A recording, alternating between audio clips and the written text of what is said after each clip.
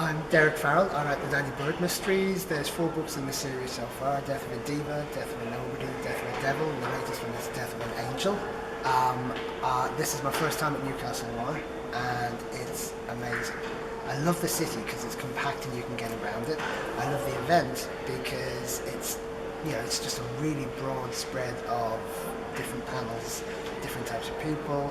The venue's fantastic. This library, I love libraries, and this particular one is bright, spacious, and it's buzzy.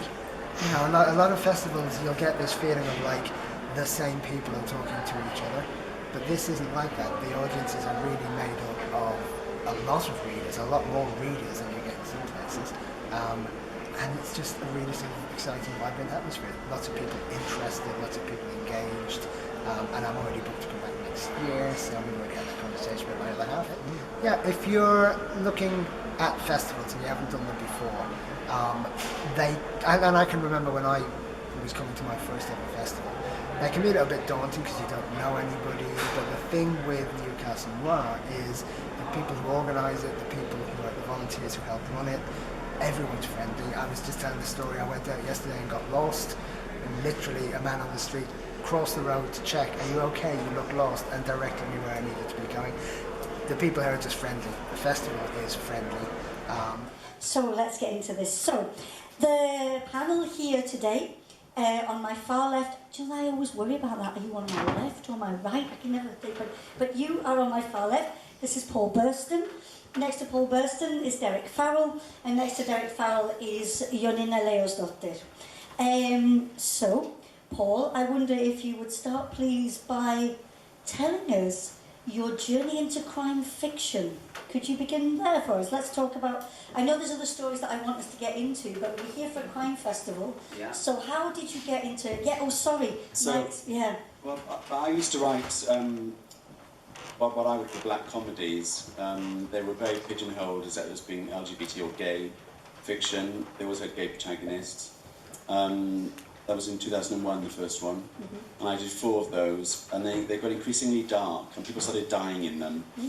And in 2009, I was dropped by my publisher, and my agent at the time wasn't very, very helpful in terms of getting me to rethink what I could do. And I had this idea for a story based on some of the women I knew growing up who were married to soldiers. Like, I come from a very small town in South Wales. It's a very big army recruitment town. What is that town? It's called Bridgend. It's the teenage suicide capital of the world. Yeah. If you've been there, you'd know why. I left as soon as I could. And I wrote this story called The Black Path that was about a soldier and his wife. And I realised about halfway through I was writing a crime novel. So I kind of went back and rewrote it, and it became a crime novel. And I really liked being in this genre, and I like the community of writers that I met. I think they're the most supportive community of writers I've ever encountered, actually. Yeah. And so I had the idea for this new book. Do you want to hold up the book so people can see it? Yes, it's called The Closer I Get, and it's about a writer with writer's block and his #1 fan who is an online stalker. It may or may not be inspired by something that happened to me a few years ago. and as early this morning we began with the theme of stalking, so I think it's carrying on through nicely through the Festival of National Stalking. So yeah, so that's the journey of you from beginning that writing and then to come to this point of writing a fully fledged crime novel. Yeah. Thank you for that. I'll come back to you to ask more about the book if that's all right. Derek, tell us about your journey. How did you get to being the crime writer that you are? There was no way I was ever going to be anything else, to be honest with you. My dad brought me to the library when as soon as I could walk, about 3. He loved crime novels. If we weren't reading crime novels, we were watching Ellery Queen or Agatha Christie mysteries. And so I just loved. I've read widely, and that was the thing. My dad is a really broad reader. But his thing very, very early in my life was read what makes you happy.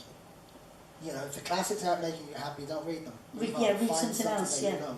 And I've loved, from the beginning it was like the Hardy Boys and, Nancy Drew, and then it turned into the 3 Investigators and all of these books as I slowly grew up. If I was going to write, I was never going to write anything other than crime. My first book was published 31 years ago. So it's a long time, but I didn't turn to crime until very recently. You mean writing crime, not... Yes. She has a secret life, yeah. Well, when I grew up in Iceland, there was no television, no Icelandic television, and there was only, so much you could do. And, when you had time off, so reading was a huge pastime. And I grew up reading everything and writing a lot of letters. People were very unfortunate if they were my pen friends, because I wrote sort of War and Peace every time, every week. So that's how my writing started, and obviously essays and stuff at school. And then I went into journalism by chance, absolutely. It was just one of those things. I was out of a job and I was asked to help for 1 month at a weekly magazine, and it turned out to 20 years. And while I was still a journalist, I started writing books. I was asked to do it to begin with, to write a novel. It was a biology of a spiritual priest, which is a bit of a contrast. A priest in Reykjavik who was a huge spiritualist, and he had people who were healers in his church, and he was very controversial. So that's how I started. And then my next book was the biography of an anti-feminist. And I tried to resign in the middle of the assignment because it just wasn't working. It wasn't working for you. But I was paid more money and I finished it. It really helps, doesn't it? It's like, there's the one, and suddenly the words begin to flow.